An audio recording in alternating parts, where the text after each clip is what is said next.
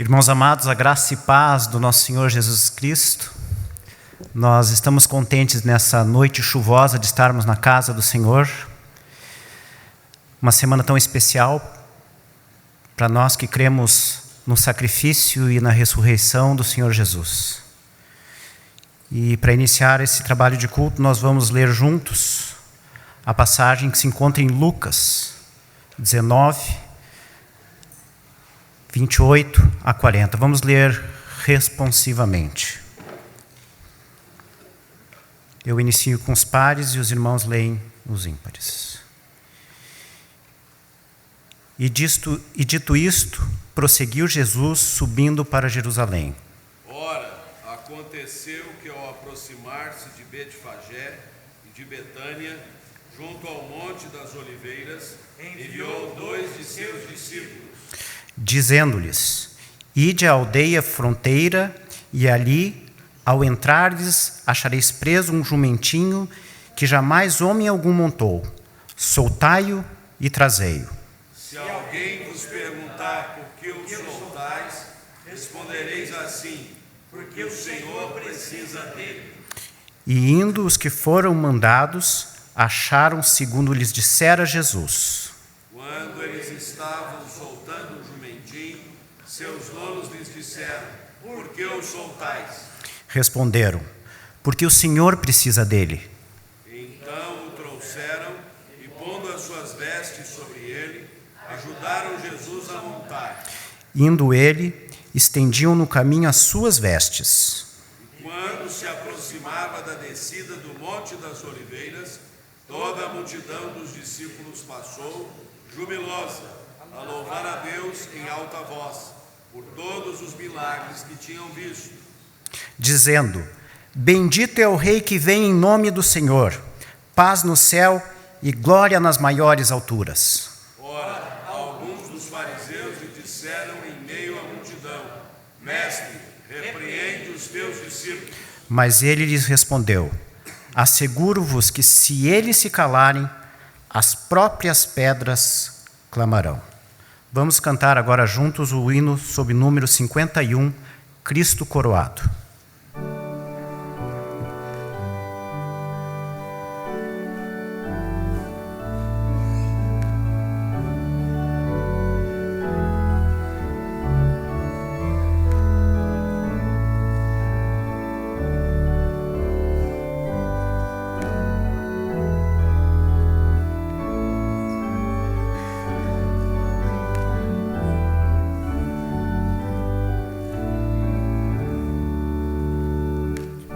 Cristo coroai, Cordeiro vencedor, ouvid as hostes celestiais dos anjos o louvor, eleva a tua voz e entoa o coração, louvando aquele que morreu e deu-te a salvação. A Cristo coroai, seu lado e mãos olhai, da sua chagas o esplendor e a glória contemplai, nem anjos lá do céu o podem suportar, perante o místico esplendor abaixem seu olhar.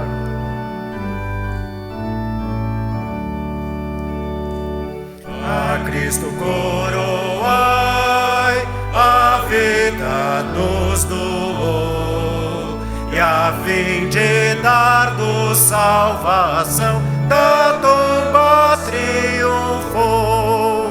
Cantemos seu poder, morreu, mas ressurgiu, a vida eterna lhe nos deu, e a morte destruiu.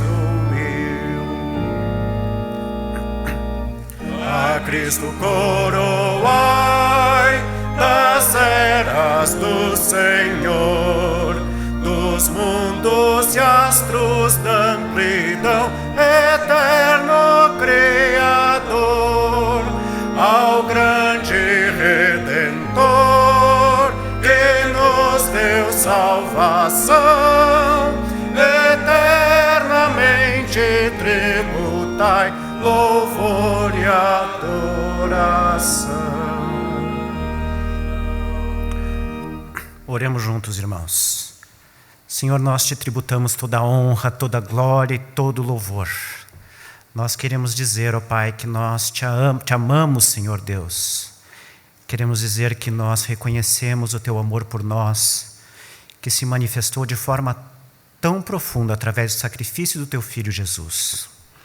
Agora, Pai, nós iniciamos uma semana, Pai, tão importante para nós. Dá-nos, Pai, um profundo sentimento, reconhecimento do teu sacrifício. Mas mais do que isso, Senhor, dá-nos a alegria da ressurreição.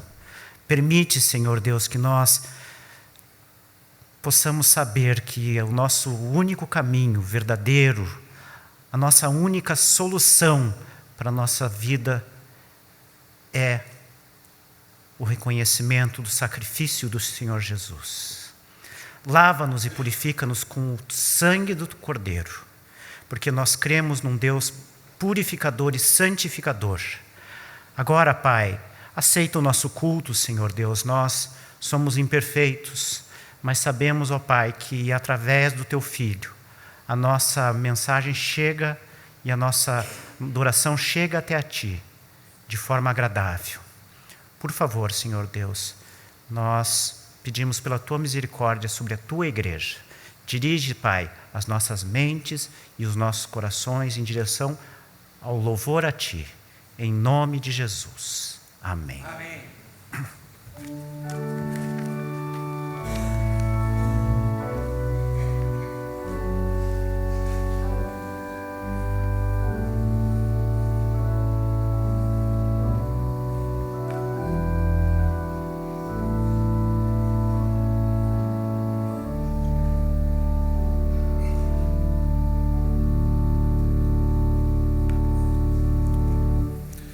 Diletos irmãos, a nossa saudação em nome de Jesus.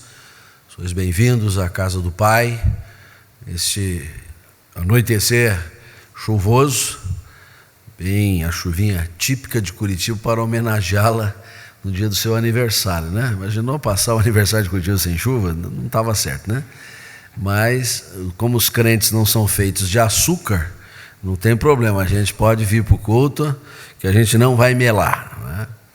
E o nosso carinho especial aos visitantes. Quem está aqui pela primeira vez nos visitando, por favor, coloque-se em pé e vai receber uma singela homenagem. Eu sei que alguns irmãos aqui da frente, avisa aí, Renato, para eles ficarem em pé para receberem também a homenagem. Tem um casal ali.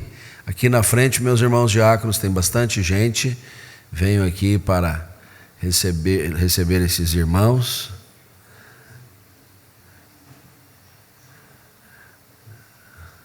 Só entregar, não precisa falar com eles não, que eles vão entender. Isso. Perfeito. Ela que é visitante. Osmair não é visitante, não. Obrigado, podem sentar. Deus abençoe. Obrigado pela presença. Eu quero fazer um destaque especial à programação desta semana, que queria chamar muito a sua atenção. Na sexta-feira, a sexta-feira da Paixão, nós teremos o culto da Paixão às 11 horas no templo à frente. Então vamos aqui comparecer para lembrar o Calvário do Senhor Jesus, a marcha pesada, pesarosa que Ele levou pelos nossos pecados. Nós vamos ali acompanhar os passos dramáticos da cruz do Calvário. Então, sexta-feira às 11 horas, o culto da Paixão. No domingo, às 7h30 da manhã, aqui no espaço de adoração, porque o grupo costuma vir bem maior, então o culto da ressurreição. Nós vamos acompanhar as dores da morte de Jesus na sexta, mas a alegria da ressurreição, a esperança que se renovou, a vitória sobre a morte pela obra do Senhor Jesus, no domingo às 7h30 da manhã. O trabalho vai se estender com um café pascal, muito agradável aqui no pavilhão Reverendo Oswaldo. E aí, em razão desta programação diferenciada, nós não teremos os cultos matinais, nem às 9, nem às 11 horas, nem a escola dominical. A gente vai alargar. Então, os irmãos que já têm o hábito de vir, lembrar-se que não haverá o trabalho dominical regular, mas haverá esse trabalho especial. E os que não vêm, venham. É uma programação que vale a pena a gente levantar mais cedo, participar desta alvorada da ressurreição. O Coral da Fraternidade vai apresentar uma cantata especial, então eu tenho certeza que será muito edificante. À noite, às 19 horas, nós encerraremos esta programação da Semana Chamada Santa com o culto pascal. Aí é o nosso horário normal. Também teremos na quinta-feira o culto às 15 horas, focado na marcha desta semana especial de comemoração da fé cristã. Venha, esteja conosco em toda esta programação. Mais uma vez, nesse domingo, estamos apresentando esta oportunidade àqueles que vão ter o seu encontro com a declaração do imposto de renda deste ano, e tem imposto devido. 3% do que você vai ter que pagar a receita você pode dedicar à Associação Comunitária Presbiteriana aos seus projetos sociais.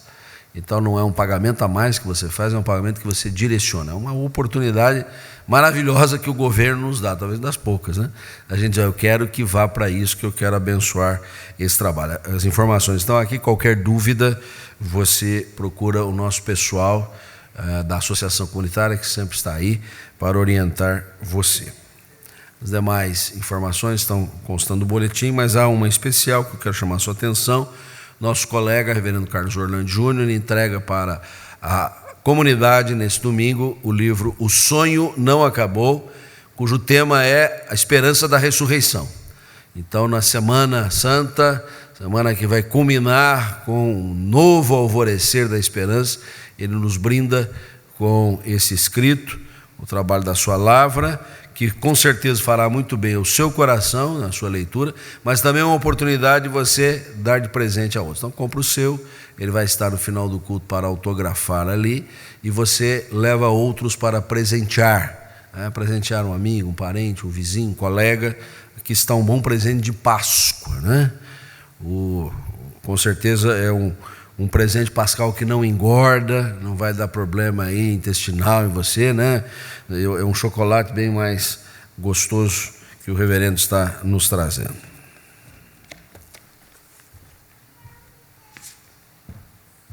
Ato contínuo do nosso culto, abra sua Bíblia comigo, o Evangelho de João, capítulo 12, verso 15, apenas um versículo, momento em que Jesus está entrando na cidade de Jerusalém de maneira triunfal, é o que celebra nesse domingo, o dia de Ramos, e verso de número 15, vamos ler juntos essa passagem, apenas este versículo, para o nosso momento de recolhimento espiritual. João 12, versículo 15, leiamos.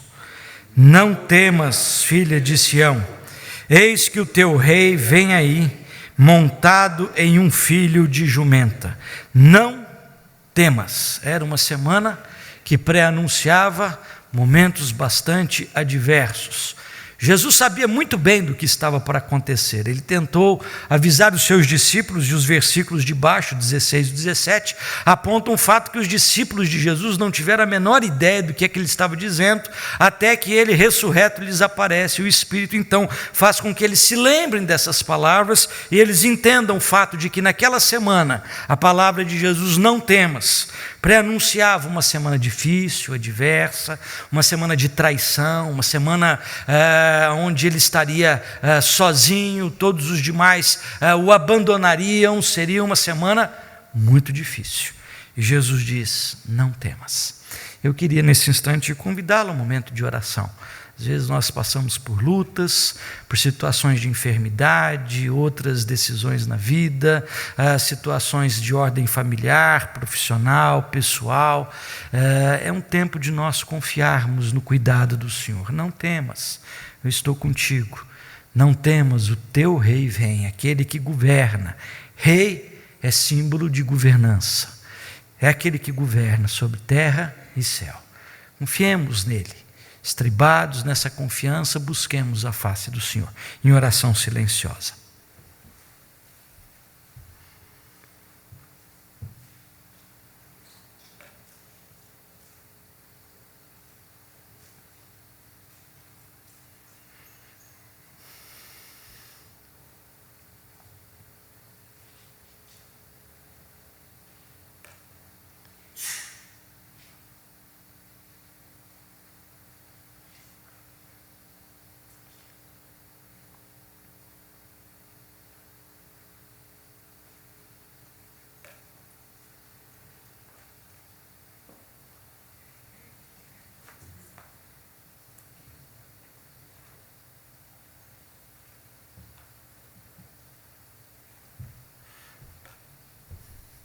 Vamos nos colocar em pé, estenda as mãos à pessoa que está do seu lado, vamos ter um momento de oração.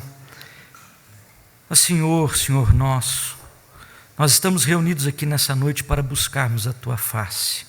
Doce é a palavra que o Senhor ministra ao nosso coração, não temas.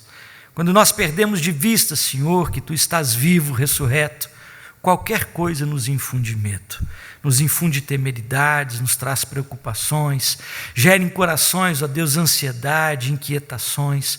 Por isso, nessa hora, Deus, quando ouvimos a Tua palavra, qualquer que seja o tempo na nossa vida, nós podemos descansar e confiar que Tu reinas, que Tu governas, que Tu diriges todas as coisas. Por isso, ó Deus, recebe a nossa adoração, recebe a nossa súplica, a nossa contrição, bem como a nossa confissão, o reconhecimento de que sem Ti nada podemos fazer, que somos pecadores, que necessitamos da Tua graça, que estamos, ó Deus, felizes porque debaixo do sangue de Jesus temos a remissão dos nossos pecados, ó Pai. Também intercedemos pelos nossos irmãos missionários esparramados, ó Deus, por todo este mundo, gente que está, ó Deus, investindo a sua vida, seus talentos, recursos e família em prol, ó Deus, da expansão do Teu reino. Assiste-os, socorre-os, ó Deus, apacenta os seus corações, onde quer que eles também estejam. É a nossa súplica, em nome de Jesus, que nos ensinou a orar, dizendo: Pai nosso que estás nos céus, santificado seja o Teu nome, venha o Teu reino, seja feita a Tua vontade, assim na terra como nos céus. O pão nosso de cada dia nos dá hoje. Perdoa as nossas dívidas, assim como nós perdoamos aos nossos devedores. Não nos deixes cair em tentação, mas livra-nos do mal, pois Teu é o reino, o poder e a glória para sempre. Amém. Ainda em pé, continuemos louvando ao Senhor, não mais com as nossas orações, mas com os cânticos espirituais.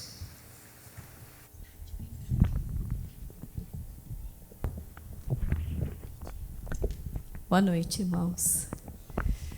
Às vezes a gente para pensar um pouquinho, e eu às vezes chamo muito a atenção dos meus filhos em momentos de oração lá em casa, sobre o que aconteceu hoje, que a gente possa agradecer a Deus. Às vezes as coisas passam a ser tão mecânicas na nossa vida, e coisas tão simples, tão pequenas aos nossos olhos, são tão passíveis de agradecimento a Deus e de louvor e de toda a nossa adoração. Então, nesse momento em especial, enquanto cantamos esse cântico, lembre no teu coração de um momento, hoje, em especial, que você possa agradecer a Deus por alguma coisa muito importante que Ele fez só por você. Amém?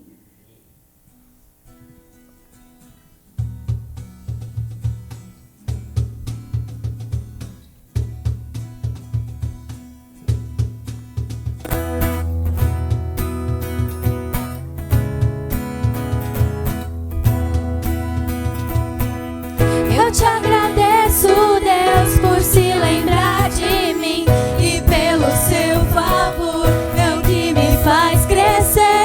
Eu vivo pela fé e não vacilo, eu não paro, não desisto. Eu sou de Deus, eu sou de Cristo.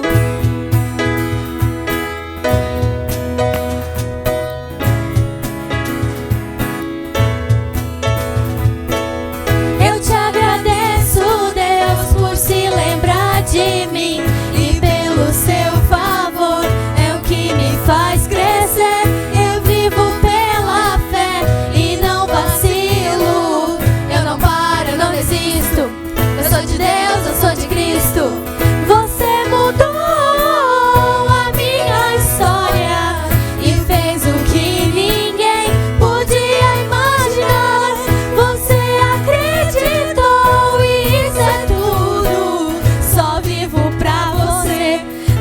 sou do mundo, não.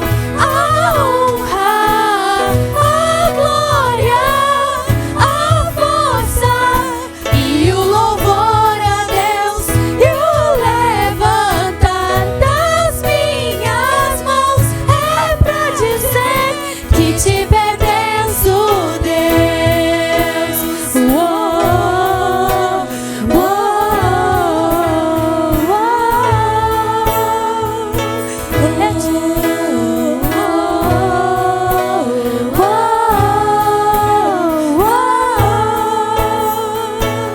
Eu te agradeço, Deus, que no deserto não me deixou morrer e nem desanimar.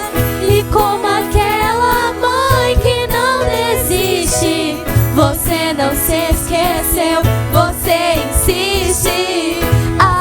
Mudou a minha história e fez o que ninguém podia imaginar. Você acreditou e isso é tudo. Só vivo pra você, não sou do mundo, não. A honra, a glória, a força e o louvor a Deus e o levantar das minhas mãos é pra dizer que te pertenço, Deus. A glória, a força e o louvor a Deus e o levantar das minhas mãos é pra dizer que te pertenço, Deus.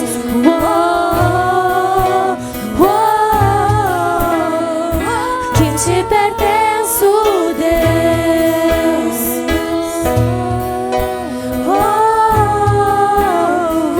Que te pertenço, Deus.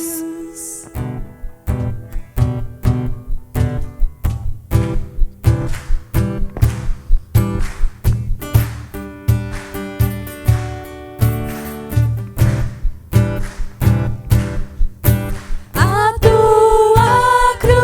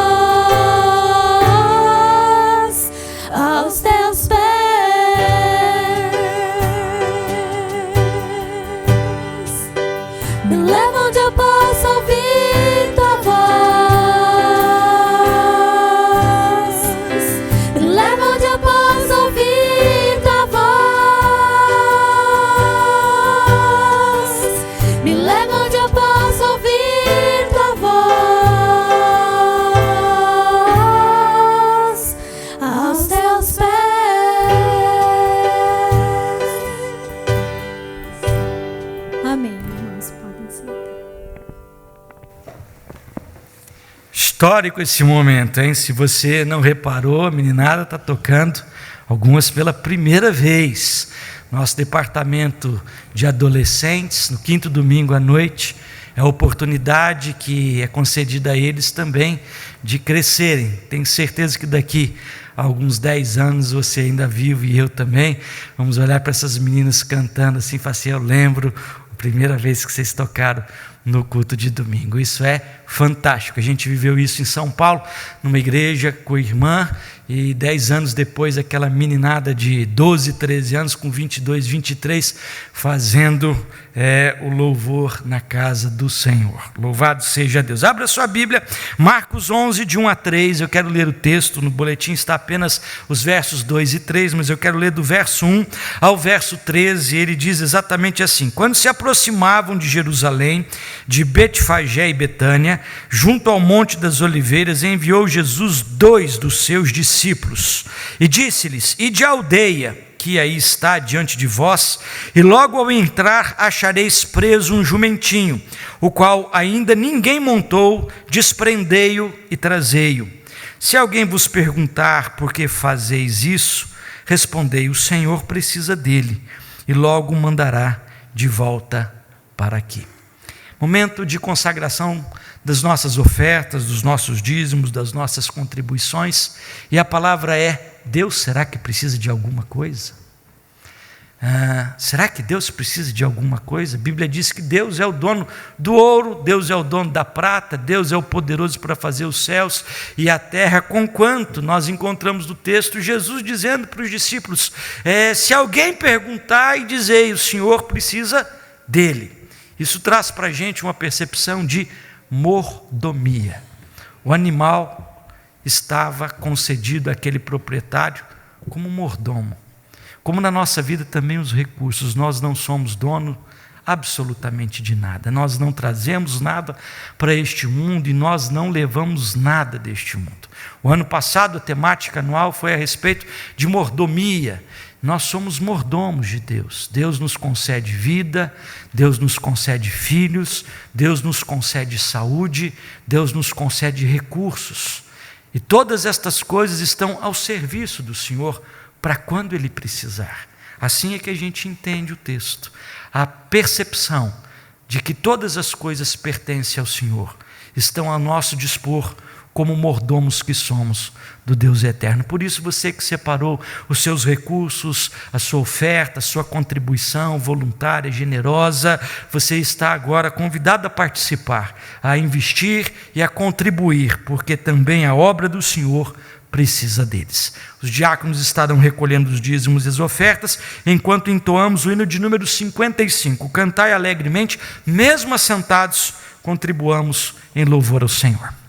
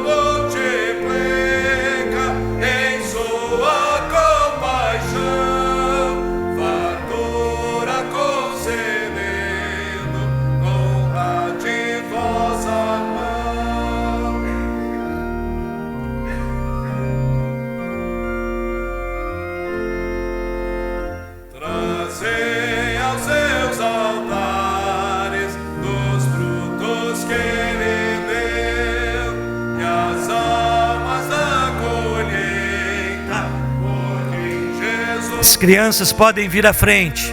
Prostrai-vos diante dele, humildes com louvor, e assim as vossas vidas. Dai graças ao Senhor. Nós vamos orar com o nosso irmão diácono Evandro, consagrando os dízimos e ofertas e também o culto infantil. Senhor Deus e Pai, muito obrigado, Senhor, pela oportunidade que temos de estar na Tua casa, prestando culto, louvando a Ti, ó Pai. Muito obrigado, Senhor, pelas vidas aqui depositadas, Senhor, por esse numerário, que ele possa ser bem utilizado para a Tua honra e a Tua glória, ó Pai.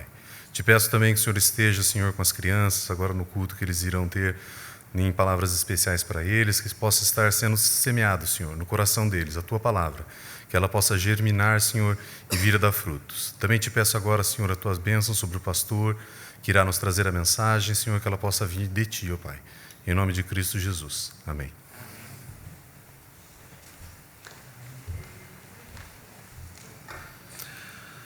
As crianças voltaram do acampamento, hoje à tarde, né? A maioria está cansada. Sobreviveu, tia Luciana? Não é fácil cuidar de algumas centenas de crianças por um fim de semana, né? Hoje é o domingo de Ramos e diversas participações nesse culto já determinaram a nossa lembrança. O domingo de Ramos, que é o domingo anterior ao domingo da ressurreição, é chamado assim por causa do ingresso de Jesus em Jerusalém de uma maneira absolutamente inesperada. Duas passagens que nós lemos nesse culto focam-se nisto. Jesus mandou trazer um jumentinho para montar nele, algo que já não era comum para Jesus na caminhada com os discípulos. E no instante em que ele vai se avizinhando dos portais daquela fortaleza de Jerusalém, a multidão começa a sair tudo quanto é lado, e eles começam a esparramar ramos, juntamente com algumas vestes suas, alguns mantos, né? E começam a entoar um cântico que está escrito lá no profeta Zacarias: Hosana, Hosana, bendito que vem em nome do Senhor. Daí a tradição, principalmente outros segmentos religiosos, marcam com mais efetividade até as suas caminhadas, as suas marchas nesse sentido. Nós também lembramos, e assim abrimos esta semana especial, e como dissemos, na sexta-feira vamos acompanhar o Calvário de Jesus, para no domingo também participar da sua vitória sobre a morte. Foi uma semana muito decisiva. Mas hoje também é o aniversário da nossa cidade. Curitiba está completando 322 anos. A Curitiba de Baltazar Carrasco dos Reis, de Mateus Leme, de Eliodoro Ébano Pereira. Você se lembra dessa matéria lá na escola, né? Que em 29 de março de 1693 criaram esta vila de Nossa Senhora da Luz dos Pinhais. Quando a gente passeia ali pela Praça Tiradentes, né? Estava ali o marco zero da nossa cidade, que se espalhou. Algumas gerações que ainda estão presentes aqui, não era do tempo de 1693, mas lembram-se da Curitiba mais pequenininha, menorzinha, né? Lembro dos meus avós maternos, quando eram crianças, dizia que a cidade terminava aqui, um pouquinho depois da Praça Rui Barbosa, imagine, né? A cidade cresceu um pouquinho mais, né? Eu mesmo me lembro da minha infância, um pouquinho mais adiante também era o fim da cidade. Hoje a gente descobre os confins da terra bem para lá, né? Então nós parabenizamos a nossa cidade, nós nos regozijamos por morar nela, sermos cidadãos dela também. Os que vêm de fora sintam-se acarinhados. Mudou bastante esse perfil do curitibano, tido como frio, gélido, né? Hoje a gente tem uma massa muito diversificada que esquentou um pouquinho mais a gente, é muito bom. Uma cidade até cosmopolitana. Há uma passagem no Velho Testamento, que é o Salmo 127, que começa dizendo assim: se o Senhor não edificar a casa. Eu já preguei inúmeras vezes esse texto, principalmente focando na família, e mais especialmente em casamentos, né? A gente que faz casamento quase toda semana, A gente tem assim uma boa quantidade de sermões para falar em casamento, mas não tanto quanto os casamentos que a gente já fez. Então, a gente repete, né, reverendo? Menos o senhor, que sempre tem uma usina aí de ideias, aí sempre traz novos, né? Mas nesse texto eu acho que eu já preguei muitas vezes falando sobre a família, sobre o casamento. Às vezes também a gente usa essa passagem para falar sobre a igreja, né? A casa de Deus, Deus edificando a sua casa. E realmente o foco do salmista está muito fortemente ligado a esta ideia caseira, doméstica, porque ele vai descrever um pouco mais para frente sobre o empenho dos familiares, principalmente aqueles que têm a força motriz para produzir e trazer como fruto do seu trabalho para casa o salário. Mas ele diz, às vezes é inútil trabalhar demais e no final não ter o resultado que se queria. Deus, aos que esperam nele, dá o pão generosamente. Fala sobre a bênção dos filhos. E eu creio que eu vi aqui muitos pais assim meio babando, enquanto os filhos estavam aqui cantando, né, hoje, estreando aqui nos louvores, né, vendo que alegria ver essa nova geração também nos ajudando. Deus vai renovando as nossas forças. São herança do Senhor. E eles são proteção, né, para as famílias antigas que viviam sob a possibilidade de serem atacados. Os filhos serviam até como exército. Daí as famílias numerosas, né? Feliz o homem que enche deles a sua aljava, a cestinha com as flechas, cada um uma flecha. Quando os inimigos vierem para discutir, pleitear, vão dizer, aqui é uma casa que tem muitas flechas, que tem muitos filhos, tem muita proteção. A gente pensa um pouquinho mais. Então o foco do Salmo parece nos conduzir quase exclusivamente a esse ambiente familiar. Mas o versículo 1 ainda diz, se o Senhor não guardar a cidade, em vão vigia a sentinela.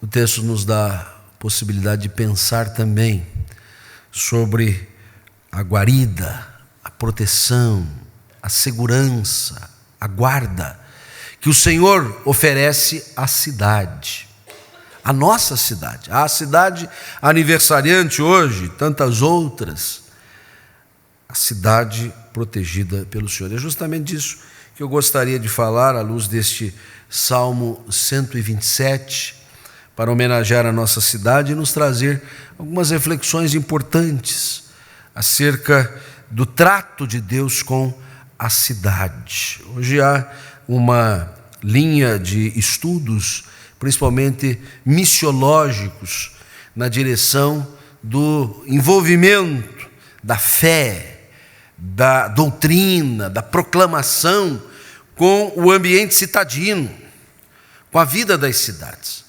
É bom lembrar que o Evangelho vai penetrando, principalmente o nosso país, no século XIX, e vai se sediar principalmente nas cidades do interior, onde a população era majoritária, né? O Asbel Green Simonton chega ao Rio de Janeiro em 12 de agosto de 1859, 12 de janeiro de 1862, ele organiza a primeira igreja com 3 membros apenas, sendo 2 estrangeiros e apenas 1 brasileiro. Pouquinho depois, em 65, seu cunhado Alexander Blackford funda a Igreja de São Paulo, também muito diminuta ainda. Agora, recentemente, estivemos comemorando o Sesc Centenário da primeira Igreja de São Paulo. Mas não é que dali a pouco o Evangelho chega numa cidade pequenininha, até hoje pequenininha, chamada Brotas, que no final deste ano eu tenho um compromisso, entre tantos outros que eu tenho, mas já vou avisar aqui os meus copastores, vou ter que participar do Sesc Centenário da Igreja de Brotas em novembro, e ali uma comunidade inteira se converteu, especialmente sob os auspícios do primeiro pastor presbiteriano brasileiro, que era um ex-padre, o reverendo José Manuel da Conceição, apelidado de JMC, né? Até hoje a gente chama os institutos da igreja, seminário, de JMC, José Manuel da Conceição. E este homem faz florescer ali no interior, com muita força, uma comunidade, e outras comunidades vão surgindo no interior, e a igreja se solidifica a partir do interior. Por quê? Porque a massa populacional do Brasil se achava no campo, cidades interioranas. Era uma população eminentemente rural.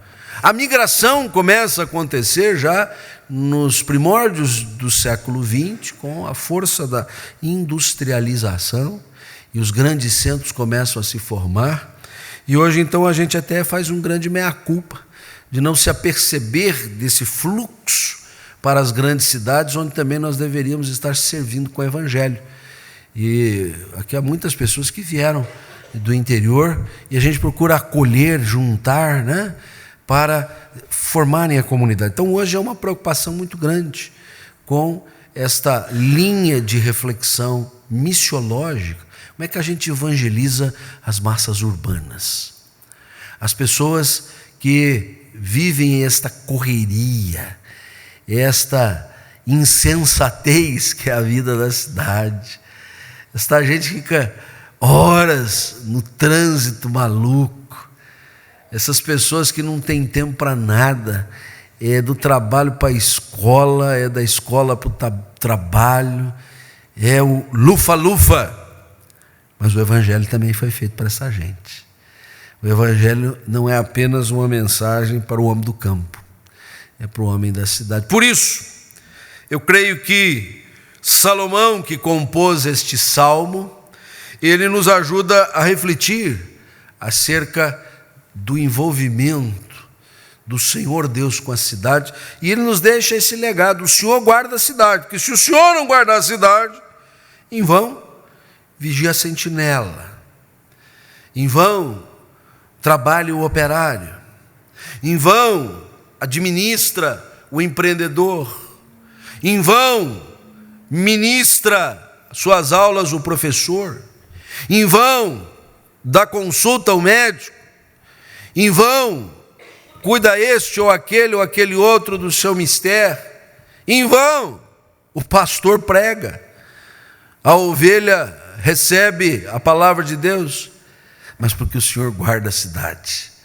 Porque o Senhor guarda a cidade, as coisas são vistas sobre uma outra ótica. Eu creio que algumas coisas podem nos ajudar a incrementar um pouco este pensamento, e eu gostaria de chamar a sua atenção. A primeira delas é que isso nos leva para o tema da soberania de Deus. Deus é soberano, Deus é Senhor absoluto, Deus é Senhor do céu e da terra. Deus, a Ele nada escapa. Esta doutrina tão cara à igreja de tradição reformada, como é o nosso caso, que estabelece a base, o fundamento teológico para as outras coisas que compõem este edifício teologal, nos aponta para a certeza de que o nosso Deus não é refém das circunstâncias, que o nosso Deus não está sujeito ao mover da história. O nosso Deus é o Senhor da história também. Ele é o Deus supremo. Nossos hinos, nossos cânticos, as leituras que promovemos no culto estabelecem esse quadro muito caro, muito profundo, muito necessário acerca da nossa fé. Mas eu quero aqui chamar a sua atenção sobre a soberania de Deus, tanto sobre o que crê nisso, como também sobre o que não crê. Algumas vezes nós fazemos Deus tão grandioso, tão especial, tão absoluto e soberano para nós, que pensamos que para os outros Ele é exatamente o avesso. Ele está contingenciado, Ele está circunstanciado, Ele depende da boa vontade dos outros, e diminuímos Deus diante de outros poderes. Poderes políticos, poderes econômicos, poderes sociais, poderes ideológicos, poderes energéticos, poderes da natureza, um evento da natureza que nos colhe a todos de surpresa, e sempre se evoca: poxa, Deus bem que podia dar um jeito nisso para não ter acontecido essa tragédia. Mas também Ele é só o Deus dos que creem, né? Lá devia ter muito pagão, devia ter muito incrédulo, devia ter muita gente que precisava sofrer isso, devia ter mesmo, como também perto da gente tem todo esse tipo de gente. Esse raciocínio tão finito, tão limitado, deve ser afastado de nós. O Deus que guarda a cidade, guarda a vida do crente e do não crente também, do que professa o seu nome e do que não professa. Deus faz nascer o seu sol sobre maus e bons, vir chuva sobre justos e injustos. Não há privilegiados nesse sentido, não há prejudicados da mesma sorte. A pretensa condição especial que queremos trazer para nós da intimidade que temos com Deus, e é verdadeira, da esperança que depositamos nele, não deve nos levar a pensar que o nosso Deus não tem ascendência sobre outros, sobre culturas, sobre costumes, sobre ideologias diferentes das nossas. Ele é o Deus, Senhor do céu e da terra. O credo nos ensina isso desde a sua primeira frase: creio em Deus Pai Todo-Poderoso, Criador do céu e da terra. Está implícito o Deus providência. Ele é Criador e Ele é providência. Ele cria e provê, Ele cria e sustenta. Nós não advogamos o deísmo, com a letra D, que significa exatamente essa ideia de um Deus sim criador de tudo, mas agora deixou o mundo ao seu sabor, ao vento do seu interesse. Não. Nosso Deus é um Deus responsável. Por isso, a soberania de Deus é um tema que deve nos interessar quando avaliamos, quando analisamos a vida comum. A vida que acontece portas afora desse templo. A vida que nós vivemos ali, daqui a pouquinho, quando saímos daqui, vamos para a nossa casa, amanhã vamos para o nosso trabalho, vamos comprar, vamos vender, vamos estudar, vamos pensar novas ideias, vamos ter o convívio familiar, da vizinhança. Esta soberania de Deus não pode ficar restrita a este ambiente religioso de fé que sai edificante, como se lá fora, o avesso disso, Deus fosse excluído.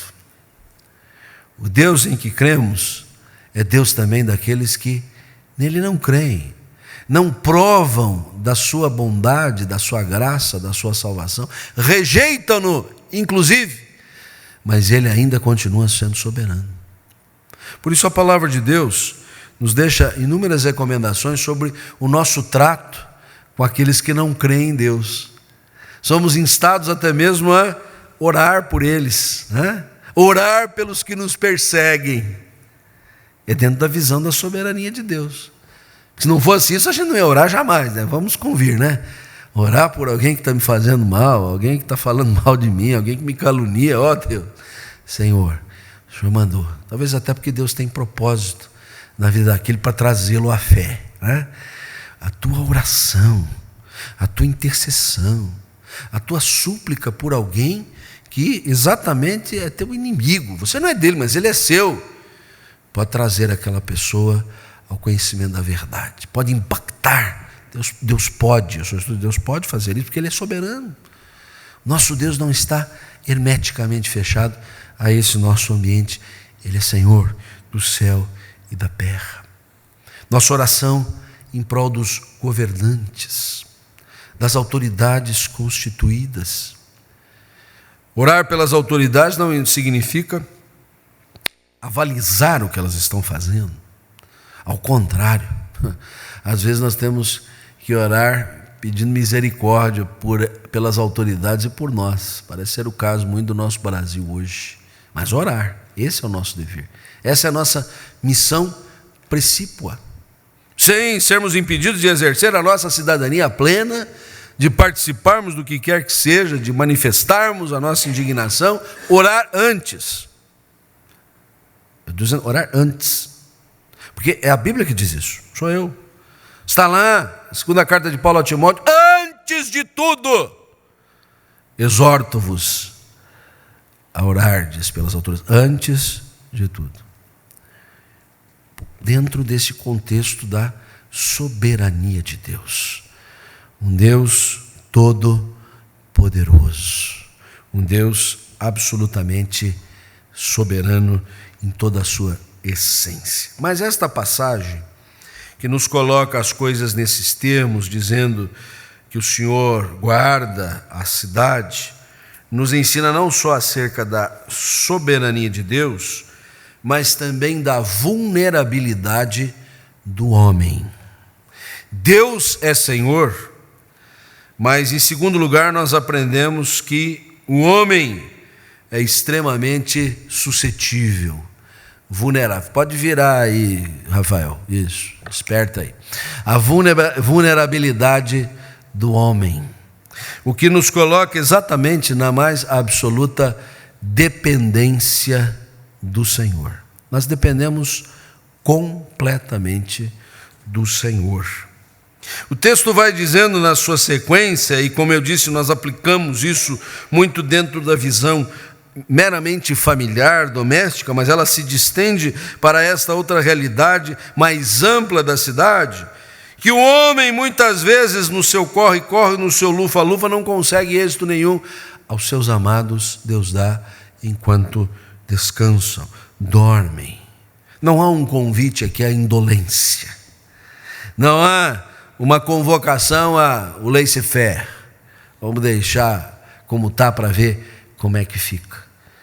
Isso nós vamos tratar um pouquinho mais ao final dessa nossa reflexão. Mas aqui o ponto é reconhecer que às vezes nós pensamos, e principalmente nos nossos dias, mas talvez não tenha sido diferente nos dias anteriores àquela geração que estava no ápice da caminhada da civilização, e hoje nós mais ainda pensamos, chegamos no topo, podemos tudo, conseguimos tudo.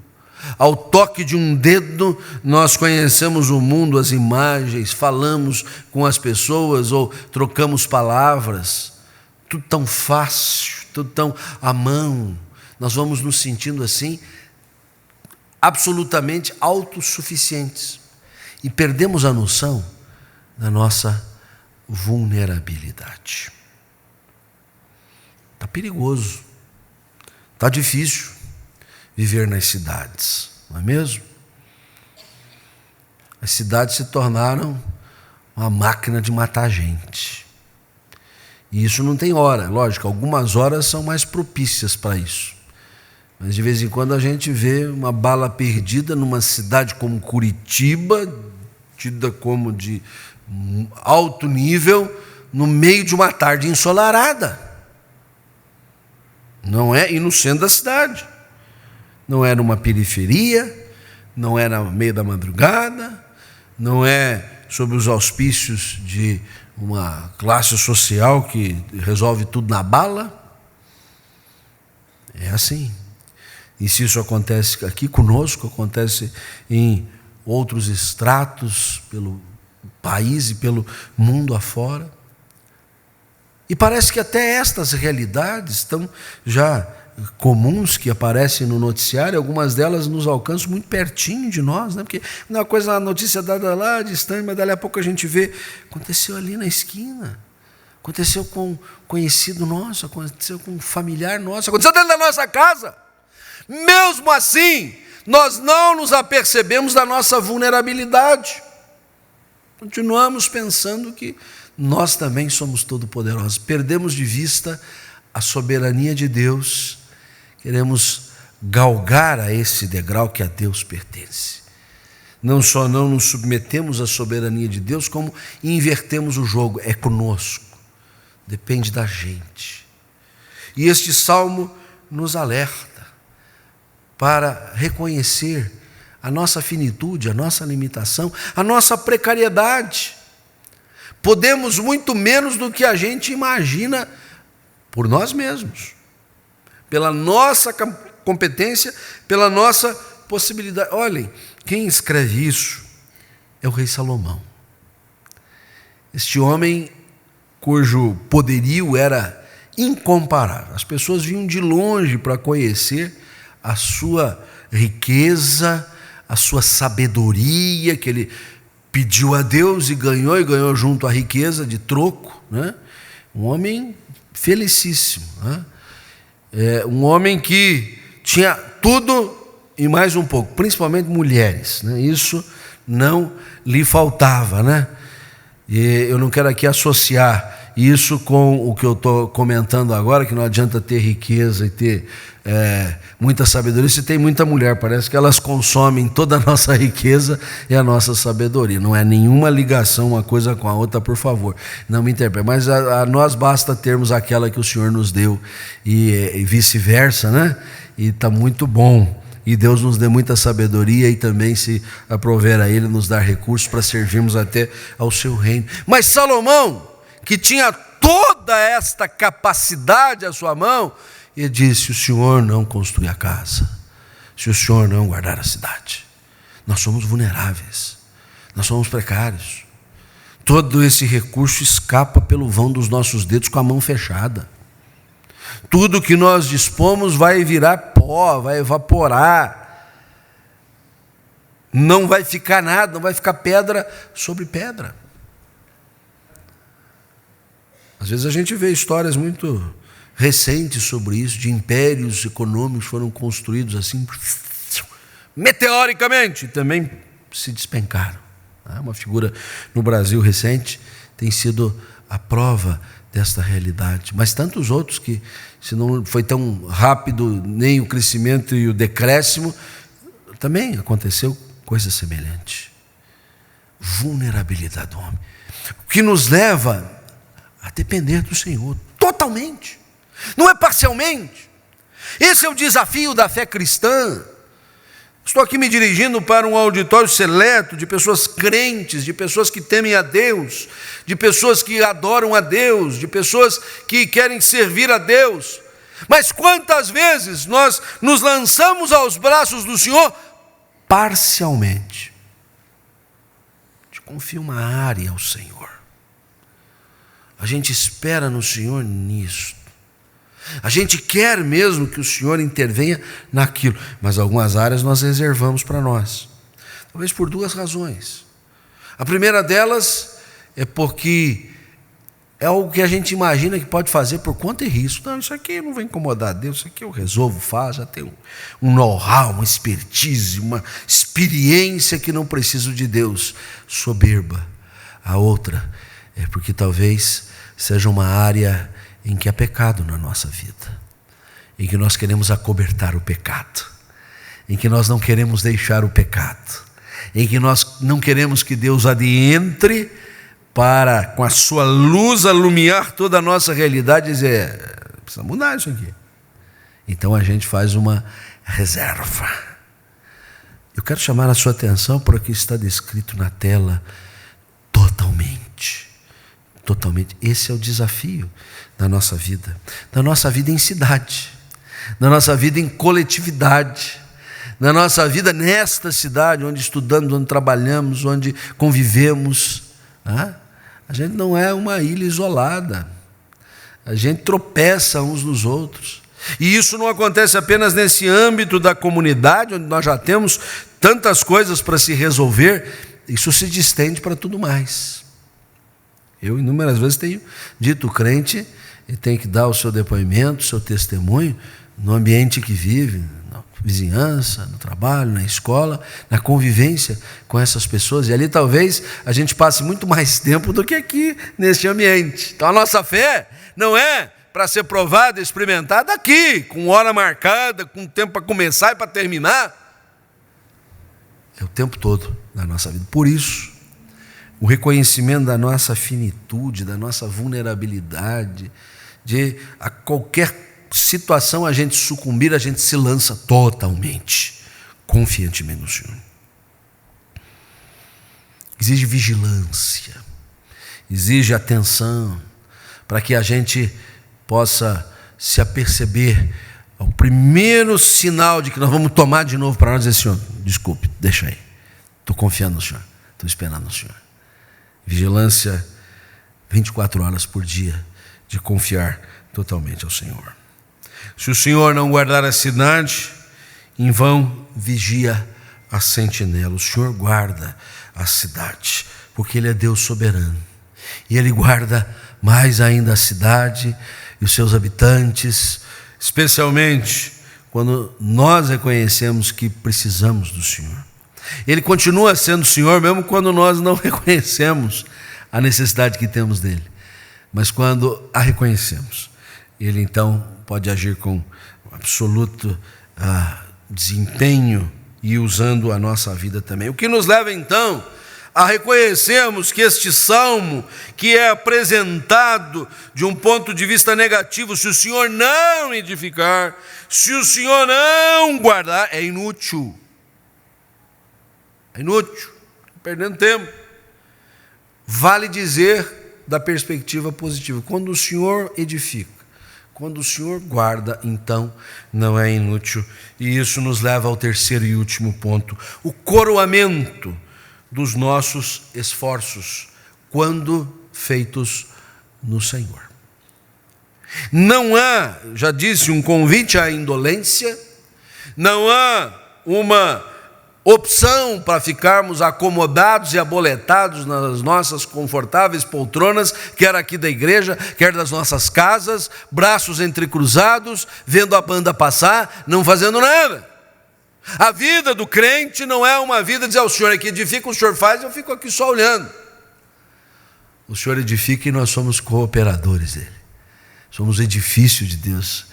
Ele edifica, edificando a nossa vida e tornando-nos o tijolo que constrói toda a edificação, toda a edificação.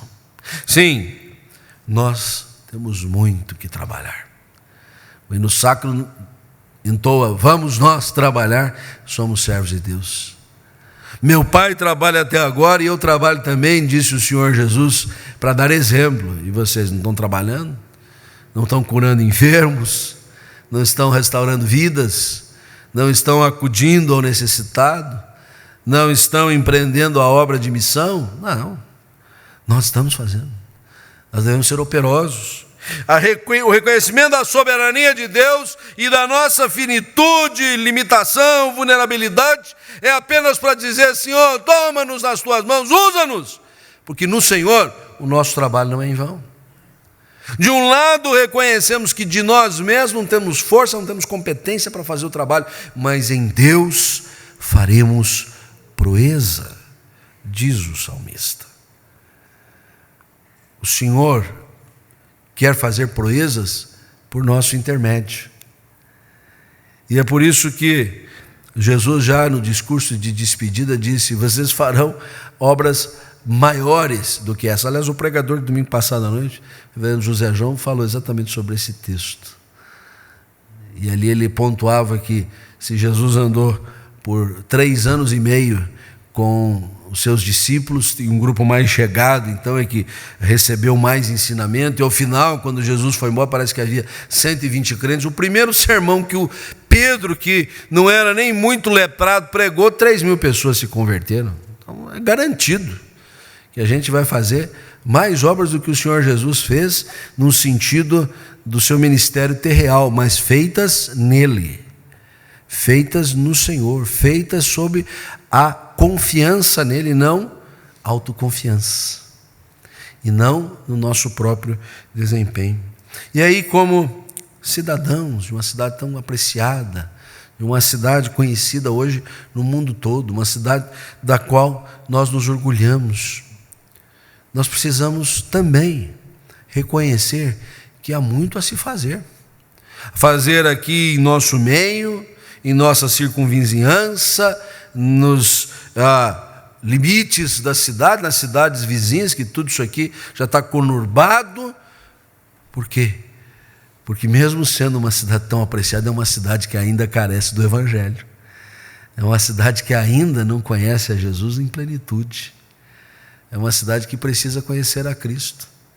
E se a igreja vai empreender esforços mais dilatados, abrir frentes de trabalho mais oficializadas, eu e você podemos a cada momento estar distendendo a palavra do Evangelho aqui, ali, acolá.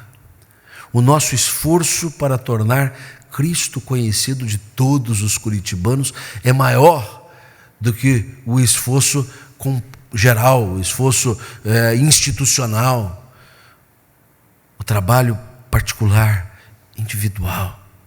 A gente percebe dentro da lide de grupos familiares ou pequenos grupos de nossa igreja e observamos a facilidade que às vezes alguém tem para levar um convidado, um visitante à sua casa, é proporcionalmente inversa àquela de trazê-lo à igreja, né? Olha que você já convidou o cidadão para vir na igreja e ele dá todas as desculpas, ao ponto às vezes de dizer, não vou mesmo, esqueça. Aí você diz, escuta, vai ter uma reunião lá em casa, vai ter uma palestra, vem, depois vai ter um lanche, provavelmente pelo lanche ele vai, né? E ele está lá. E ele acha que não foi na igreja, fala a verdade, você enganou ele direitinho, né? Ele está achando que igreja é templo, que igreja é domingo, que igreja é culto, com o pastor no púlpito dirigindo, tem coral, tem louvor. Igreja é o povo de Deus, onde o povo de Deus está ali a igreja do Senhor. É o coroamento dos nossos esforços quando feitos no Senhor. Por isso, quando você convidar alguém, você ora, Senhor, faze frutificar este convite pela força do teu Espírito. Ora antes de fazer o convite, ora depois do convite feito, continua orando. Não será em vão o nosso labor, porque não é a tua capacidade, tua competência para convidar, é o poder do Espírito Santo. Não é por força nem por violência. Você não vai esgravatar o vizinho para trazê-lo à sua casa, é o Espírito que vai tocar o coração dele. Mas a nós cabe convidá-lo, a nós cabe lembrá-lo de que ele é objeto do nosso interesse, do nosso amor, do nosso carinho. A nós cabe daí oferecer-lhe o Evangelho e o Senhor vai coroar os nossos esforços na nossa cidade. Que Deus abençoe muito Curitiba. Que Deus abençoe nesses seus 322 anos. Que Deus abençoe para a solução de problemas de tantas ordens, das coisas mais comuns que nós conhecemos, né? Toda a população seja servida de luz, água, esgoto, vias públicas, transporte, emprego, progresso, uma economia estável. Tudo também reflete a vida nacional, mas que a nossa cidade seja do Senhor Jesus. Que a nossa cidade seja guardada pelo verdadeiro sentinela, que é Deus soberano, que nos capacita e que coroa os nossos esforços com a sua bênção. Que Deus assim muito nos abençoe e guarde. Amém. Vamos cantar, meus irmãos, encerrando o nosso culto, o hino indicado 334, que nos leva à cruz. Foi na cruz, que um dia eu vi meu pecado castigado em Jesus. Foi ali pela fé que meus olhos abri e agora me alegro em sua luz. Para lembrarmos do nosso culto de sexta-feira, da paixão, vamos aqui estar cantando a cruz, nós vamos ali acompanhar a dor de Jesus e no domingo de manhã vamos tirar Jesus do túmulo e reviver a história plena da esperança da salvação. Vamos ficar em pé, cantar o hino 334.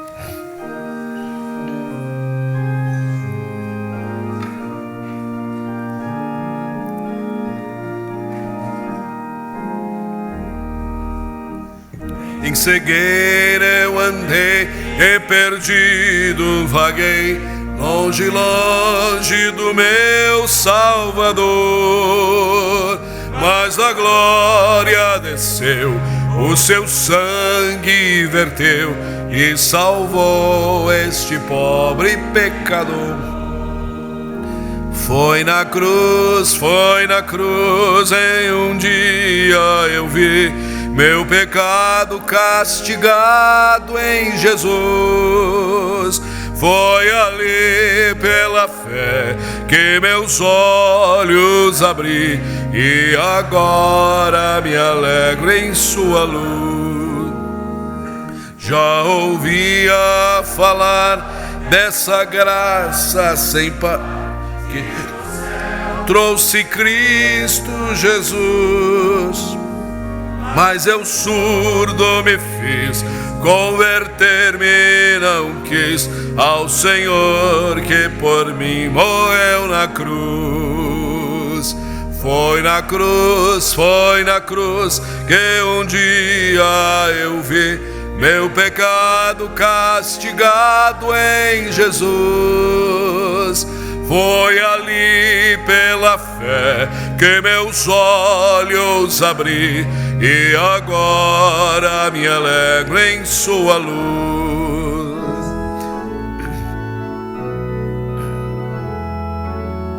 Mas um dia senti meu pecado e vi sobre mim o castigo da lei.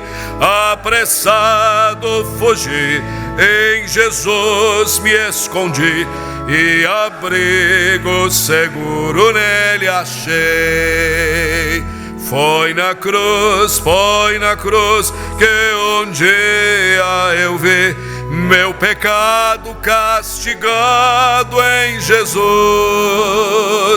Foi ali pela fé que meus olhos abri, e agora me alegro em sua cruz. Que ditoso então foi ao meu coração conhecer o excelso amor que levou meu Jesus a sofrer lá na cruz e salvar este pobre pecador. Foi na cruz que um dia eu vi meu pecado castigado em Jesus. Pela fé que meus olhos abri, e agora me alegro em sua luz. Vamos cantar só o coro. Foi na cruz. Foi na cruz que um dia eu vi meu pecado castigado em Jesus. Foi ali pela fé que meus olhos abri, e agora me alegro em sua luz. Ao cantarmos este hino, Senhor, de louvor a Ti, nós somos instados na senda da cruz, a cruz que o Senhor Jesus carregou, a cruz onde o Senhor verteu o sangue que nos purifica dos nossos pecados, a cruz sob a qual queremos ficar, a sua sombra, porque ela é proteção absoluta para os nossos corações, ela é a segurança das nossas almas, ela é a certeza de que o Senhor nos tornou inculpáveis, irrepreensíveis, e agora podemos andar na santidade do Senhor. Vimos, ó Deus, nesta hora de fé, de testemunho do que confiamos no Senhor, estar declarando a Ti que és o nosso único e suficiente Salvador, e queremos deixar no Teu altar de graça todas as nossas preocupações, expectativas. O Senhor é a verdadeira esperança, tudo mais se resolverá. Confiamos a Ti a nossa cidade, pela qual intercedemos, oramos pelo prefeito municipal, Dr. Gustavo Fruit, todo o seu colegiado de assessores e secretários. Oramos, ó Deus, pela Câmara de Vereadores. Tu abençoes cada um daqueles edis que promovem as leis da nossa cidade. Oramos pelo Poder Judiciário também, Senhor, do nosso Estado. Oramos pelas empresas, pelo comércio, também pela agricultura da nossa cidade, já diminuta pela ocupação urbana. Enfim, Senhor, oramos por todas e cada uma das casas, famílias que compõem a nossa coletividade, para que reconheçam a soberania do Senhor, como nós temos reconhecido, que conheçam a experiência da fé, a oportunidade de estar também sob a égide da cruz. Assim, ó Deus, na comemoração desta semana especial, celebrando a vitória plena, absoluta, inconteste do Senhor, nós possamos marchar firmes, divulgando e proclamando Teu santo Evangelho. Despede-nos com a Tua paz, com a Tua bênção, é a nossa oração, em nome de Jesus. Que a maravilhosa graça de Cristo, o amor infinito do Pai, as consolações do Espírito Santo sejam convosco repousem hoje e sempre. Amém. Graças, mil graças a ti, meu Salvador. Graças, mil graças por teu precioso amor. Abraça quem está perto de você, desejo a paz de Cristo. Não vai embora correndo, tem um cafezinho gostoso, um lanche no pavilhão Reverendo Oswaldo. Adquira o seu exemplar do livro O Sonho Não Acabou, do Reverendo Orlando. Ele vai lá correndo dar um autógrafo para vocês. Corre lá, pastor.